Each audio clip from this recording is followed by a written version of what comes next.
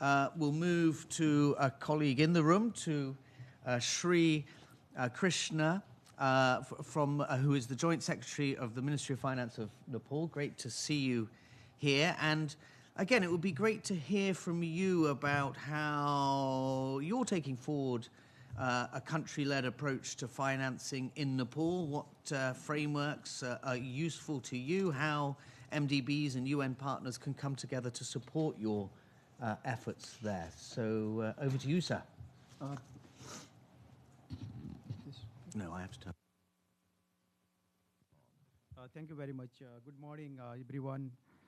Yes, it's been a great pleasure to be here in this FFT4 preparatory committee meeting, and it's been a series of intense discussions.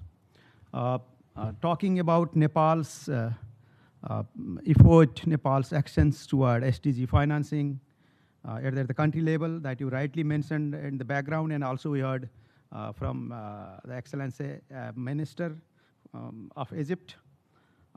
So there is huge financing gap. You know, the reality is like $4 trillion US globally. If you look at Nepal's, we have more than $5 billion US funding gap per SDG.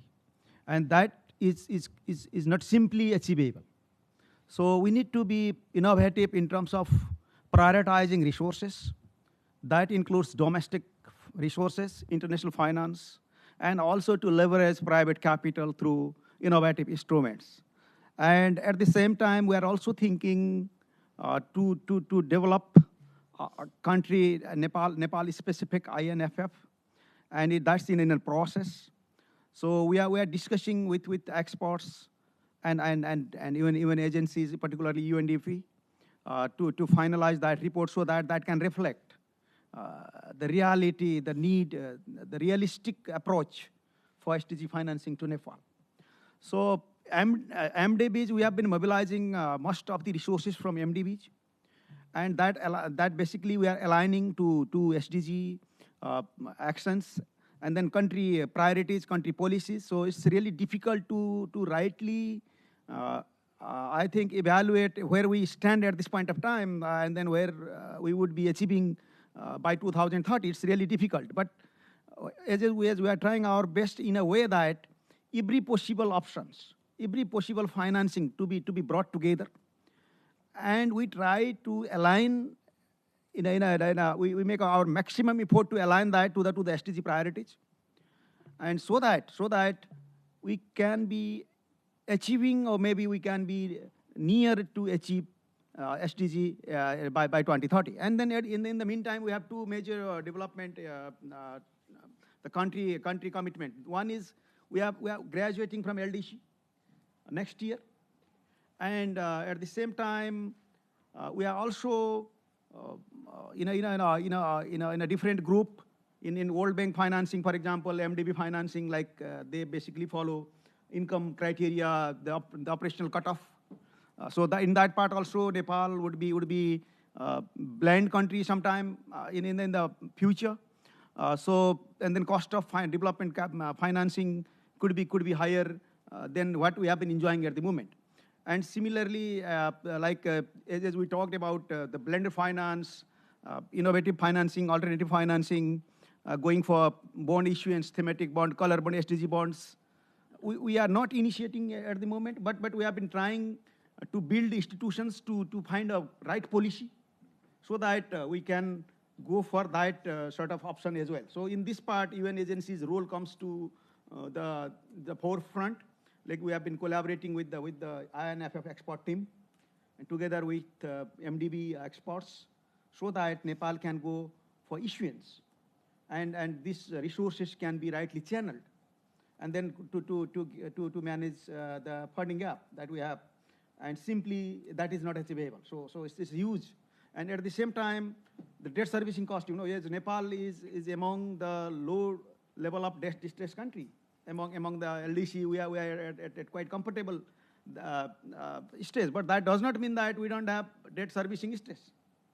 Because we have been servicing debt in a huge cost of sacrificing several other expenditures. That means social sector expenditures, health education, infrastructure financing. So we have been compromising those immediate development priorities to continue debt servicing. So that means we have to have some kind of restructuring, maybe debt sort of, how can we better schedule the debt repayment so that has been rightly reflected in our outcome document as well.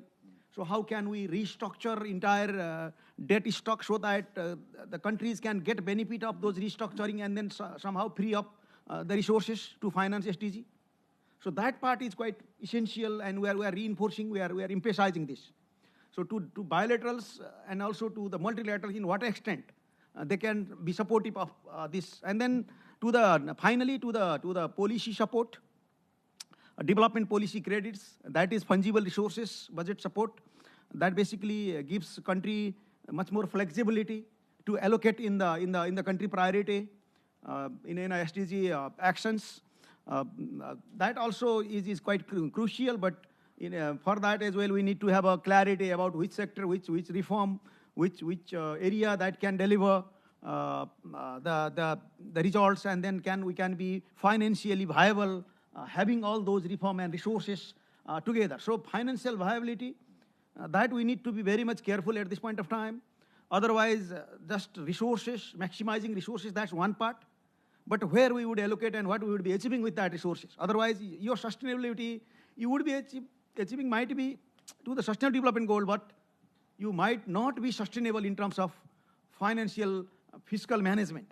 So we have to balance all these prudent fiscal management, fiscal constraints, so that this part also to be brought together, debt management, debt sustainability, SDG financing, private capital, policy reforms, the country readiness, having institutional readiness, and also the policy clarity. And FDI, another part, is also important for us, but we are quite below the average even in the South Asia to attract FDB. That would not be simply be coming to you.